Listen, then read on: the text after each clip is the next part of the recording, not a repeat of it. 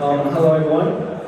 So this is panel 4, and the topic we're discussing today is capital allocation for basically crypto AI startups. And we have 5 amazing VCs right now with us. Do you guys want to give a brief intro about who you are, where you're from, and which sector you're deploying capital into? Maybe start with Alex. Everyone, my name is Alex. Can you hear me well? Yeah. I'm an investor with YZi Labs. We have 3 main areas of focus. Web3, obviously. We also invest in more traditional AI, so non-crypto related. And thirdly, we invest in biotech and healthcare. Within Web3, we're very flexible in terms of the vertical. So we invest in anything from a base layer infrastructure all the way to application layer and pretty much everything.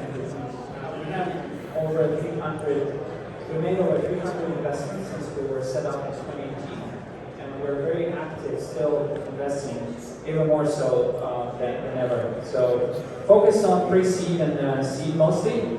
So as they're trying to get the first ticket into any opportunity across the board, any ecosystem, any vertical. Hey guys, this is Amit. I'm a partner with Borderless Capital. We have both a VC as well as a liquid fund. On the VC side, we have some of our earlier funds are now fully deployed, from where we are investors in a bunch of core infra plays like documents, clear towns, into the block and others. The current active funds which are deployed, one is focused on cross-chain interoperability infrastructure. The other is very deep on the people side. And we are in the process of launching a growth fund. From these 2 thematic funds, we generally do pre-seed, seed, like to lead rounds, like to come in. And on the liquid side is long biased, which does basically liquid tokens, including directly plus OTC, and also does pre-TGV depending on the market cycle, and also gets market exposure via options and Bitcoin. So glad to be here.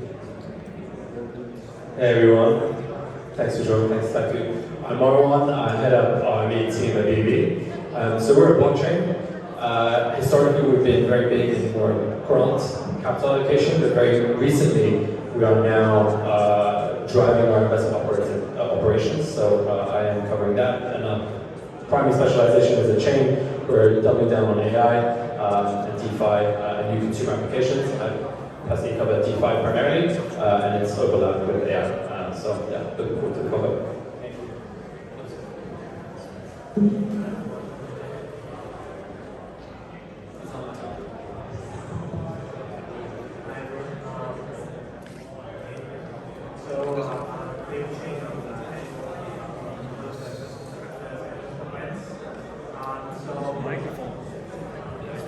Maybe stay closer to the line. So I'm David Ching, I'm the investment director at Animoca Brands.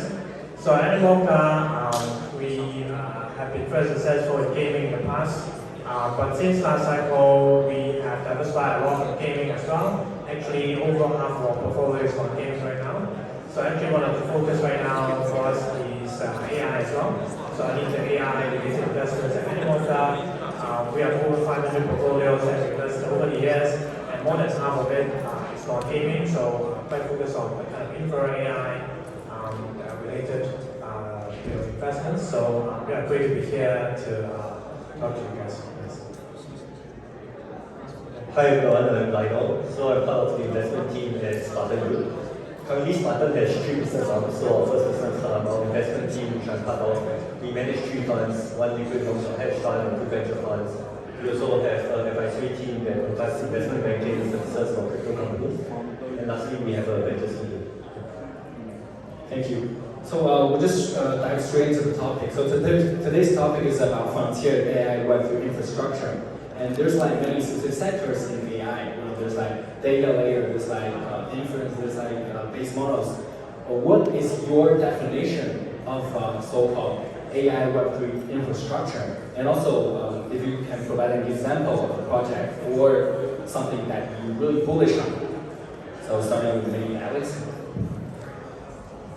Yeah, so first thing, what is AI infrastructure? I guess like to answer that question, probably the best way is to look at what is AI, or try to like split the AI value chain in different components. So the way I think about it is like you have data on one end, and then you have the AI application on the other, and pretty much the rest of the value chain in between is to a certain degree where the infrastructure sits. So on the data side, the crossover between AI and crypto is actually very obvious because we all want, within the AI space, we all want as much data as possible to get it in a very easy, very cost-efficient way. So I think like the crypto blockchain technology offers the right incentive and the right technology to achieve that.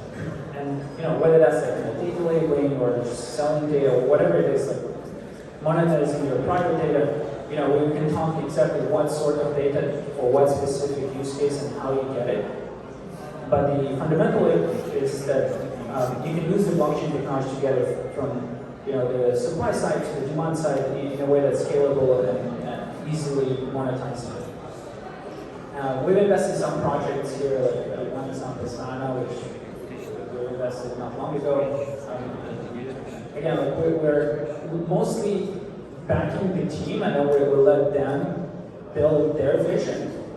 And that's kind of the bet that we made, but it's within this data, AI data crossover with crypto that this opportunity came about. And then as you move along, you might have, okay, so you have the data, what do you do with it next? Well, potentially you can ingest it in like a big AI training platform that is set to build the next phase of large language models. Now, there's obviously blockchain crossover with AI that is happening there as well. And then you move along every single step of the value chain. You could make the case to some extent whether that's good or bad, or a bit more suitable, a bit less suitable, all the way to the application layer where you have a lot of, pretty much anyone in this room probably has tried or looked at some crypto AI agents. That whole world is like a massive, like it's an ocean of stuff that's happening. A lot of it probably won't stick, but some of it might stick, and it will create the next generation of AI applications. Alright, so in summary, it would be data layer that you focus more on, and then AI agents might be something to be happening in the future. And one example you provided was one. And maybe Amit, you want to share a little bit about this one?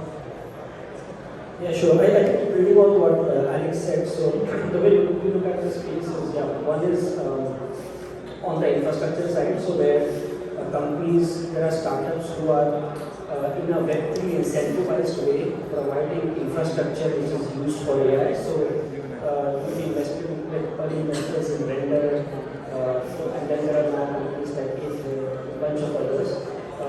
So there we have done some investments, but not very deep there, because sometimes some of the models we have seen where companies will actually use that capital to acquire compute, GPU compute data centers, and that we feel that at some point it can be capital inefficient to acquire. So, but that is one model which is GPU, CPU, companies are doing like mobile compute as well. So a lot of the second is on the labeling, generally on the data side, where you have AI models and they would need a lot of tailoring, customization, training, tailoring and customization. So that's the broad kind of concept. So there we are more bullish in this space. So like you have big open LLMs like ChatGPT, Claude, Gemini, all of these guys. The thing is that these very large LLMs, they are not very well suited for specific use cases like in EdTech, in health tech, and all, where you need specific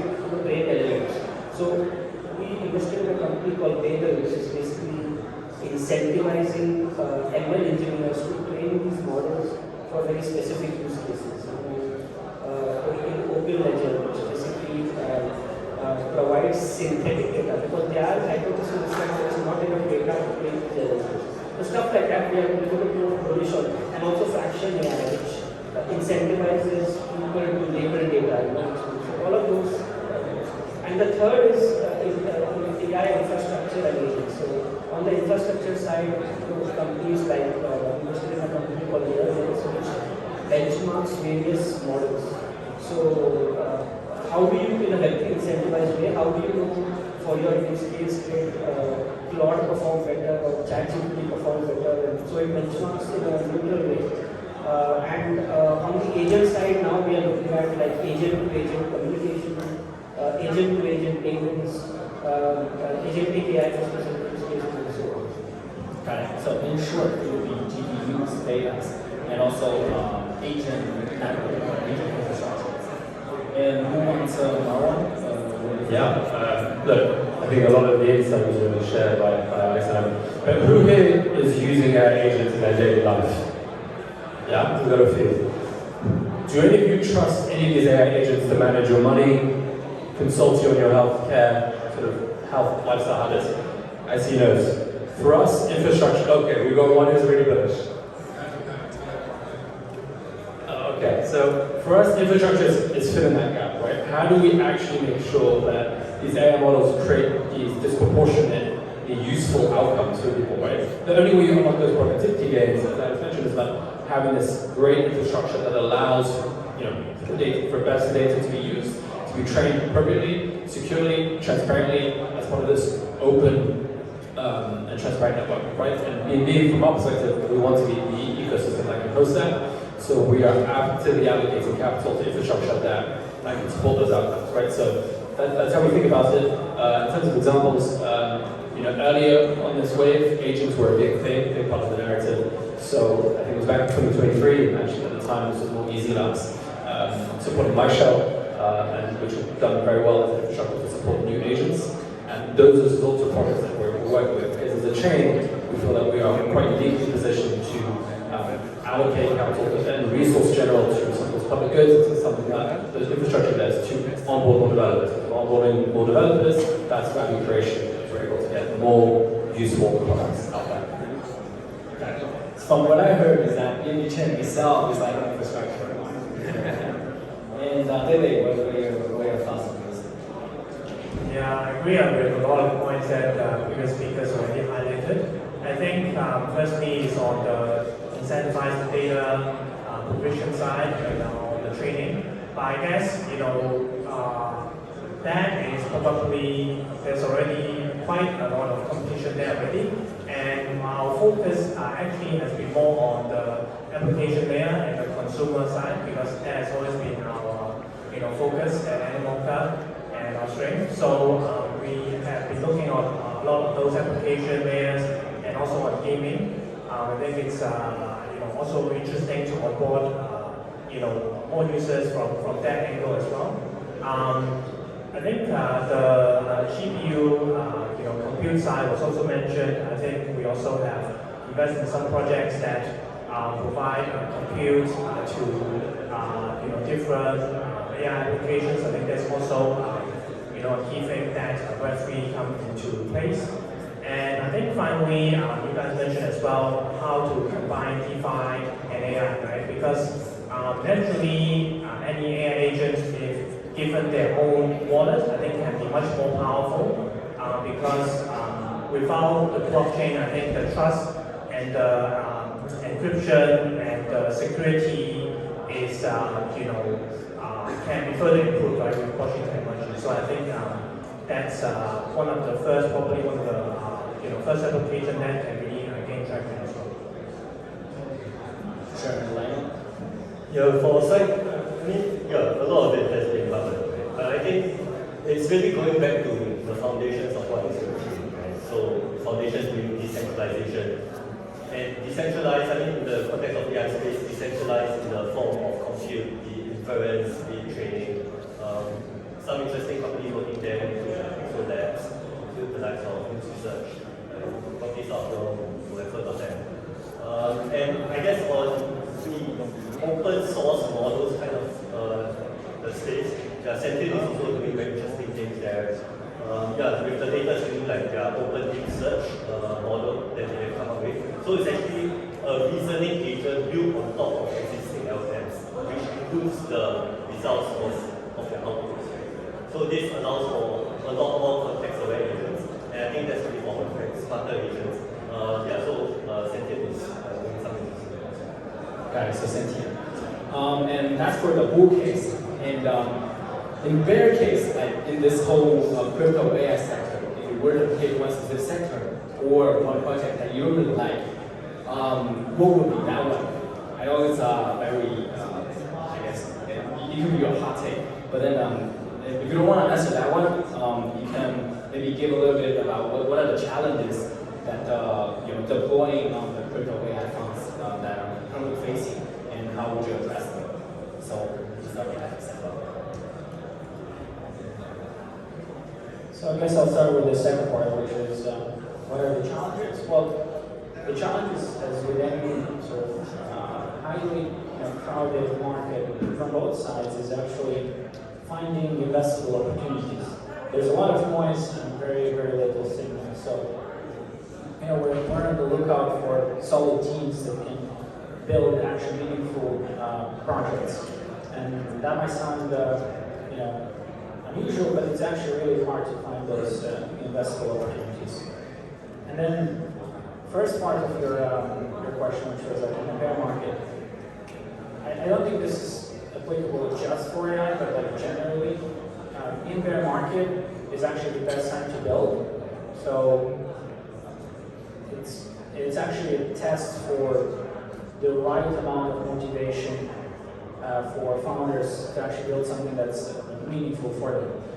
In bull market, like it's very easy to build because you have a lot of sort of market validation, so to say, because everything is pumping.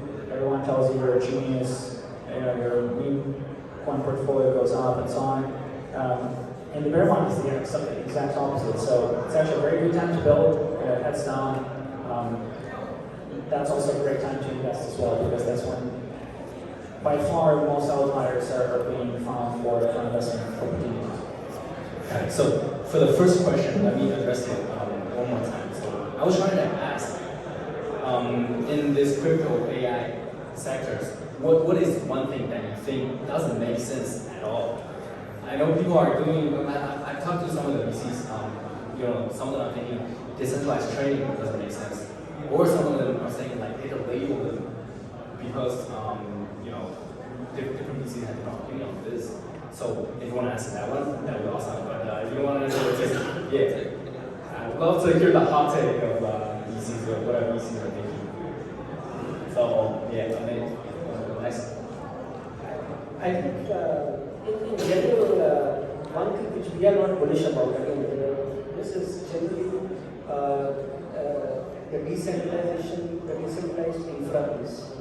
We feel that is something which is difficult to scale, and at some point infrastructure will automatically catch up. So that is something which we are not very bullish about. On the other hand, like what we are really excited about is the agent, the tech. Right now, the agent-to-agent communication, agent-to-agent, that is something which is very exciting. So maybe in contrast to the previous point, I think ultimately part of venture style bets is having a contrarian hypothesis, right?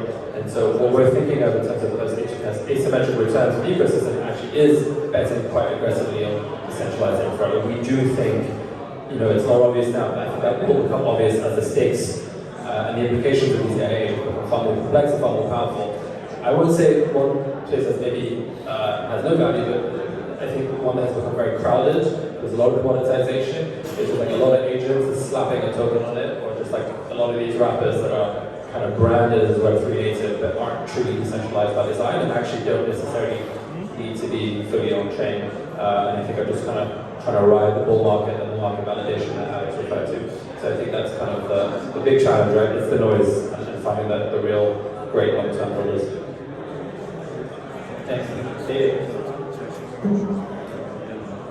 Yeah, I guess to add to that, as I mentioned before as well, I think model training might be, make less sense because there's already so many good models out there, right? And I think model ultimately sooner or later will become a commodity.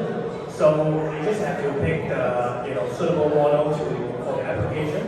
So I think on the Web3 side, I may be wrong, but the application is actually more important than the training aspect.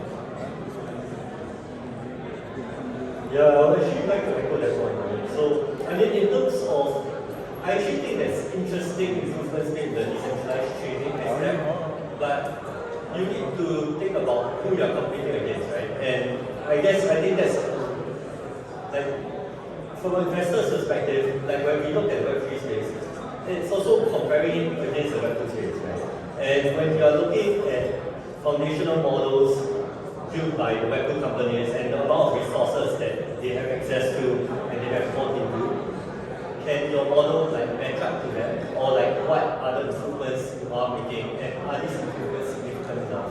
And so that is one area. So I guess there are interesting improvements in technology, but like how are so for example a project building or like trying to compete on the base foundational model level and trying to out-compete like ChatGPT, I think the chances of that happening is very low. Right? And in terms of like Web3 space, I would say go back to what Web3 is good at, right? Is it like on the consumer side, incentivization of data collection, right? Stuff that the existing Web2 companies do not have access to. So I think those are more interesting areas in which like there's consumer contribution and there's like information that the traditional entities do not have access to. Yeah, I think that's pretty interesting because like two of our guest speakers are actually expressing this kind of training might not make sense. And 5 days ago or like a week ago, Paradigm just like led one of the largest check, 50 mil to this sort of training from Now Research. And also Founders Fund put like 20 mil, 10 mil, 20 mil into Paradigm like as well. Just to clarify, I'm not saying that doesn't make sense. So I actually like the technology behind it. But my point here is not competing in terms of how big a model you can take, right? But the decentralized trading used to create smaller, smarter models that could potentially have an impact. So not competing on the best models, but maybe like niche models where it can satisfy different needs. Right? And since we have a real limited time, what advice would you give to current crypto AI startups right now? Is it focused on the user growth, or is it to build like better infrastructure right now? What advice would you be giving like AI crypto founders right now? Maybe start from that side this time. Right now. Yeah, sure. So I mean, in terms of the AI, I've been talking on this point quite a bit, right? Go back to what Web3 is for, right? And think about whether tokens are even required in the model, right? I think some of the speakers have alluded to, a token is not just for revenue pirates, right? I mean, that is a potential use case of returning value, but if that's the only value, do you actually need a token, right? That would be like in dividends and shares, right? So I guess go back to what Web3 is doing. And in terms of the project, also like look at what your team is personally good at. Do you have the right expertise in building a specific area that you want to build? And like what kind of move your product has? Is it the first to market, or is it being you have partnerships that are deep accessible? I would say go back to the And David? Yeah, I think it's actually a great time to build AI projects in Web3 because we have the attention and there's also a lot of plans as well that want to go into this space, right? So I think in this particular market, it's a great time also to focus on building. I think I want to hopefully reiterate a point as well is I think focus on specific or kind of a niche area that your team has a specific goal and advantage on, and focus on the application side.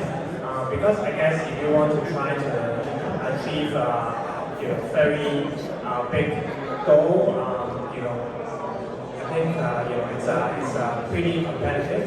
But if you have some specific advantage or partnership background that can help you become the top few projects in a specific area, then I think it's much better to show yourself in this community.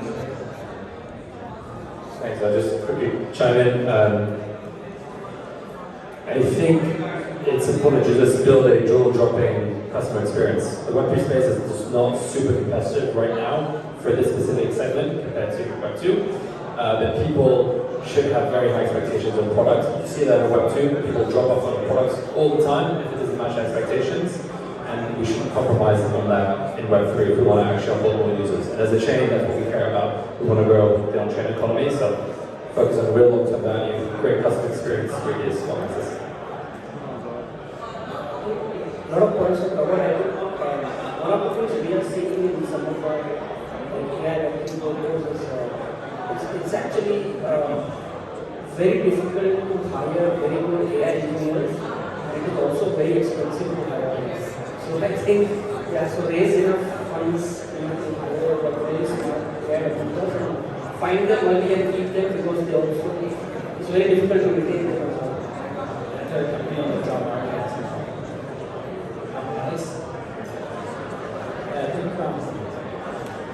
I think at the consumer level, it's very important to have sustainable growth. So focusing on how you get there is probably a good, a very good area to really double down and focus hard on it. I do think there's some areas of infrastructure that still require some attention as well. Generally, I was thinking about this recently. Crypto as a technology was, I think everyone agrees, it had a very hard time to see adoption from humans. However, I think it would have very easy time to see adoption from AI, because it's inherently built for AI use purpose. Having programmatic money that you can build any logic around it, really any logic, it is exactly what AI agents require. You have full flexibility in how you play, what sort of decision tree you want to have around a specific system. It's what crypto is for. So I think there's a lot of infrastructure, really nice infrastructure to build around this for agents, not just to communicate, but imagine if you have a billion agents, what sort of problems do you use to solve that? How do you differentiate on-chain people from on-chain agents, or hybrid of those, there's a lot of interesting conceptual new ideas that are very interesting to solve at a fundamental and intro level. Got it. So maybe we'll do one last question. Do we have any questions from the crowd? Do you have any please?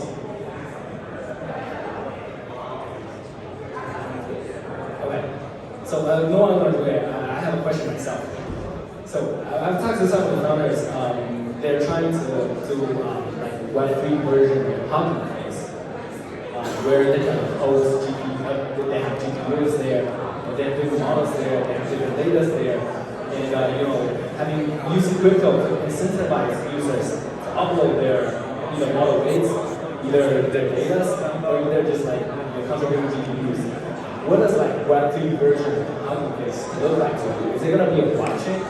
Is it going to be a software that you can just use? What does it look like to you?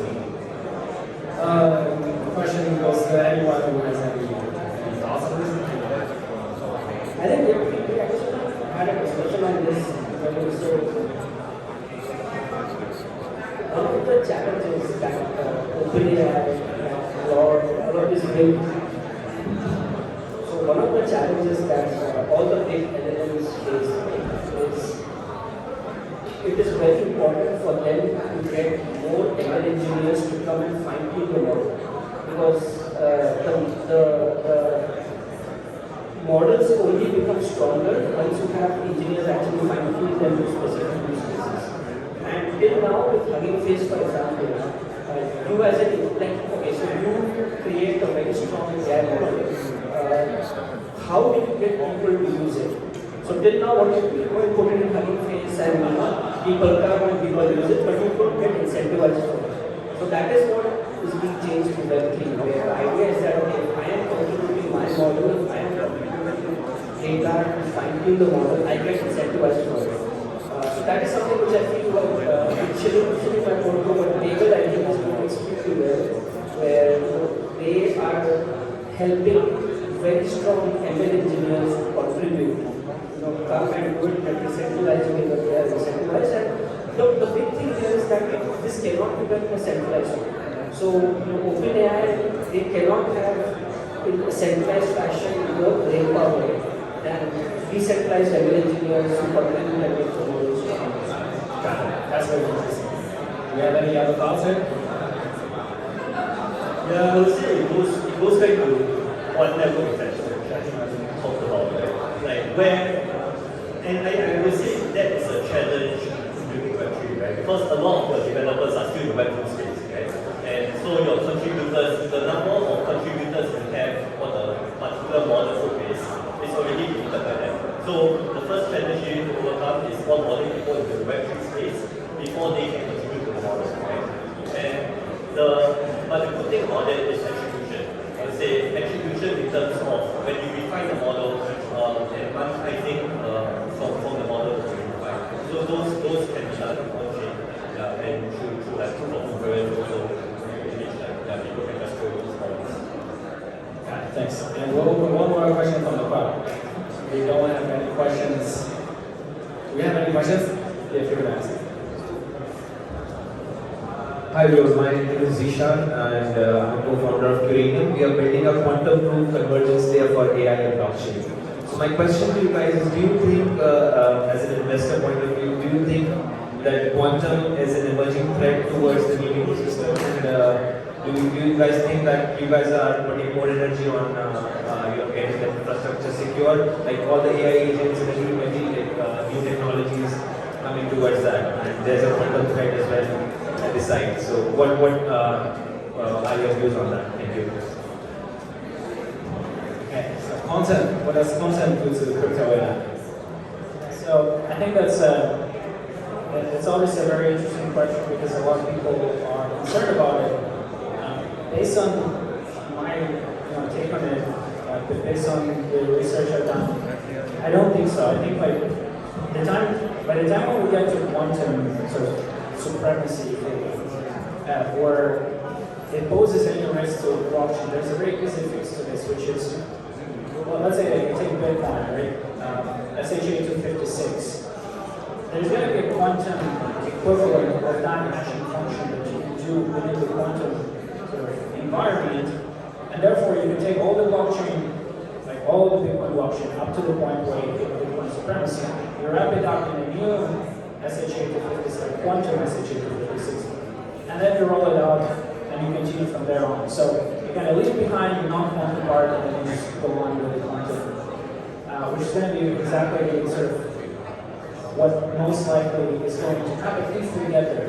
I don't think in a universe where you can go and hack, kind of try to backsolve, I don't know, mnemonics for Bitcoin wallets.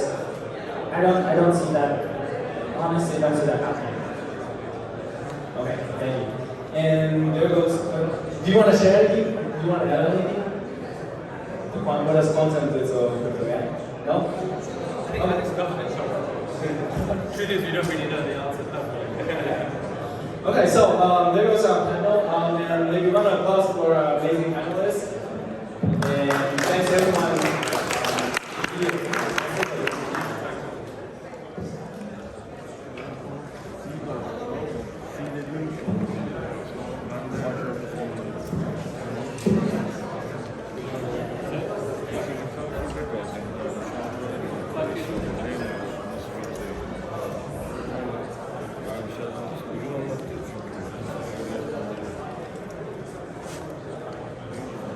Look here. 3, 2, 1, smile.